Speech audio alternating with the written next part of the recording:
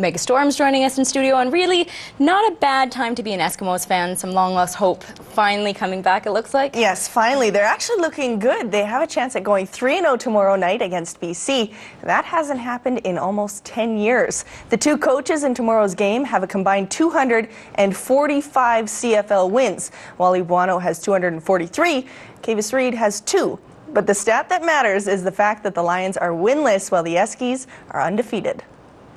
What's the one thing that jumps out at you? Is the intensity with which they're playing. Okay, half the guys on defense, I'm not sure who they are, right? But they play good and they play hard, right? Half the guys on special teams, I'm trying to figure out who they are. We're always going to be looking for that person that stole our bike. We have to maintain that hunger and maintain that focus. And I don't think that we've done anything to garner all the attention we've gotten. I don't think that we have arrived. I'll keep saying that we haven't arrived. We have a long ways to go. And give the Eskimos' Jerome Messam a whole lot of credit for being so politically correct all week long. Even though he's taking on the team that cut him loose for being a disruption, the running back is not adding fire to an already burning subject. It'll have a little bit more of a meaning for me tomorrow, but just like any other game. Do you think they're going to try and get in your head a little bit and a little bit of talk? Honestly, I don't know. I'm not planning on going out there and trash talking or getting into any of that stuff on the field. I'm just going to go out there, play hard, and smile. How do you think the Lions feel trading a guy to a division rival and then watching the guy light up the scoreboard? Well, it's either cut him or trade him. And really, there was no takers other than Edmonton. If you don't trade for him, more than likely he would have signed here anyways, right? Even the Lions have a guy with some extra motivation. Veteran receiver Kamau Peterson was cut loose by the Eskimos after he worked all offseason to recover from a serious injury. Kamau also hopes to make his finest statement after the whistle blows tomorrow at 5. It was an exciting start to Friday night football in Montreal. Touchdown! 395, and Anthony Calvillo stands alone. Calvillo overtakes Damon Allen's record for touchdown passes at 395. Former teammate Ben Cahoon showing his appreciation. He's not done at 395 though. Completion to Brian Bratton.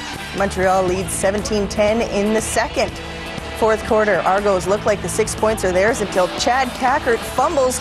Their chance of catching up is done with 2 minutes left in the game. Chip Cox runs it all the way down for a gift-wrapped touchdown. Calvillo and the Owls win 40-17. There's been some unlikely names atop the PGA leaderboards this year, and history is repeating itself at the British Open. It's anybody's game, though, as it's only 7 shots separate first to last after round 2. First round co-leader Tom Lewis just catching the lip. I had that exact same shot at Stoney today. Believe me, his recovery was much prettier. The amateur shot 74 for a -1. Seventh hole now, Darren Clark from halfway to Wales. 90 feet, in fact. This for Eagle on the par 5, giving it a go. I would call that 90% luck. The Northern Irishman tied with Lucas Glover at -4. Now Miguel Angel Jimenez. If I had that particular stretch in my arsenal, I think I'd do that in the room. All right, he's goofy, but the guy could still work the putter. Drops in on the par 3, 6th. And he's one back after firing a 71. But the shot of the day that really hit home was 61-year-old Tom Watson and his tee shot on 6. 140 yards into the wind with a 4-iron. One bounce, and see ya. Even par 70 for Watson. He's +2. Here's more from Jimenez. I'm happy, always around the lead is very happy, I'm one shot behind. I put my breath on the neck of the players, then they're going to feel myself as coming from behind. Be careful. More players under contract for the Edmonton Oilers, given one-year contracts today, were forward Ryan O'Meara and defenseman Taylor Chorney. Both are 24. Both were drafted in 2005, and both had just a single goal last season. And longtime Oilers defenseman and then assistant coach Charlie Huddy is now a Winnipeg Jet. The 5-time Cup champ signed on with the Jets today to resume his work behind the bench. There's more than one football team representing the City of Champions this weekend. The Edmonton Storm will take to the field tomorrow in Lethbridge to battle for a Western Canadian Women's Tackle Football Championship versus the Saskatoon Valkyrie. It's the culmination of 7 years of hard work to build the sport. The whole caliber of the game has gone up this season. Yeah, how is the quality now? It is better. It's like hitting is hard, and we're scoring like offensively, running games, passing games, what you'd see on the field at a CFL game. Nice. Well, yeah, you know. Sure. Both the Storm and Saskatoon come in undefeated. The big difference is that Valkyrie got $20,000 from their province to keep the team going.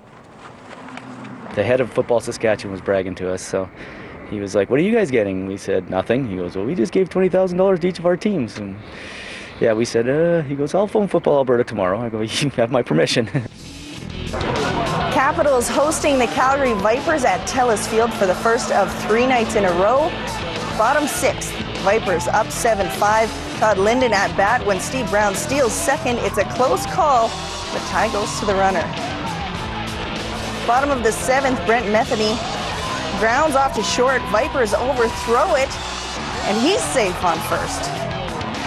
Top of the 8th, Johnny Kaplan makes it all the way to the wall, and the Capitals can't get it in on time. Kaplan makes it to third while Aaron Dunsmore runs home. Vipers go up 8-5.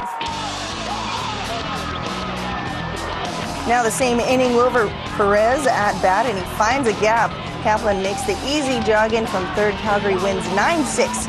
Game 2 of this matchup goes tomorrow at 2.